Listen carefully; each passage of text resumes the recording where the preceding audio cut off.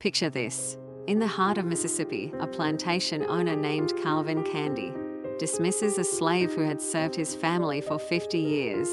But what makes this story truly chilling isn't just the act itself. It's how Candy uses pseudoscience to justify his cruelty. This dark chapter in history leads us to a fascinating question. Are there really genetic differences in intelligence between races? Or is this just another example of science being misused to justify prejudice? In the 1800s, a peculiar science called phrenology took the world by storm. Imagine being told that the bumps on your head could reveal everything about your personality, from your musical talent to your memory capacity. These pseudoscientific claims went even further, suggesting that skull size determined intelligence, and that white people's supposedly larger skulls justified their dominance over other races. It's a stark reminder of how science can be twisted to serve darker purposes. But here's where the story takes an unexpected turn. While phrenology was completely wrong about skull shapes predicting personality, it accidentally stumbled onto something revolutionary in a dramatic moment at a Paris medical conference. A French doctor named Paul Broca encountered a patient who could only say tan. When this patient died, Broca made a groundbreaking discovery. A specific area of the brain was indeed responsible for speech. This finding would change our understanding of the brain forever. Hold on to your seats, because this is where it gets even more fascinating. Fast forward to the 1940s and meet Flora, a 46-year-old woman who could recognize everyday objects but couldn't identify living things. She could name a clock or a pencil without hesitation. But show her a rabbit or a fish, and she drew a complete blank. This bizarre case opened up a whole new chapter in our understanding of how the human brain processes life itself. But wait, there's an even stranger case. In the 1980s, a 23-year-old man in London, known as Patient JB, started eating soap and drinking from flower vases. He couldn't tell the difference between food and non-food items, and like Flora, he couldn't recognize living things. What was happening in these people's brains? The answer would lead scientists to an incredible discovery about how our brains are wired to classify the living world. Now, here's something that will blow your mind.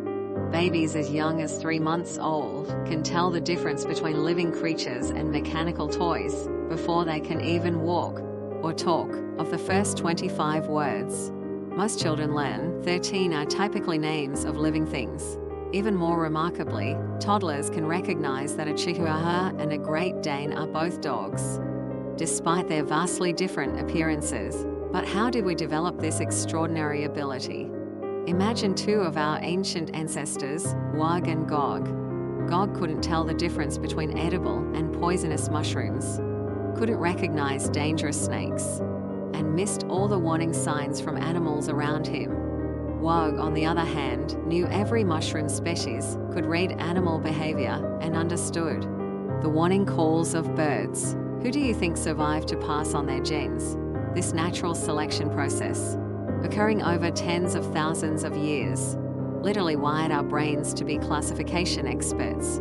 The ability to classify living things isn't just an interesting quirk of human nature. It's a survival superpower that helped make us the dominant species on Earth. Our brains developed specialized regions dedicated to recognizing and categorizing life forms, a feature so fundamental that it's hardwired into our neural architecture. When these regions are damaged, as we saw with Flora and JB, the results can be profound and perplexing. And here's a fascinating final twist.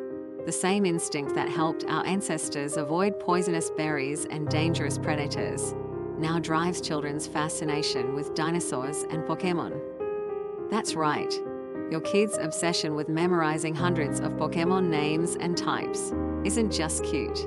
It's their brain exercising an ancient survival skill that helped our species thrive. This journey through the history of classification, from the misguided theories of phrenology to our modern understanding of the brain's specialized regions, reveals something profound about human nature. Our ability to classify and categorize life isn't just an academic exercise. It's a fundamental part of what makes us human. shaped by millions of years of evolution and essential to our survival as a species. Remember, what might seem like simple categorization, knowing a dog from a cat or an edible mushroom from a poisonous one, is actually one of humanity's most sophisticated and important cognitive abilities.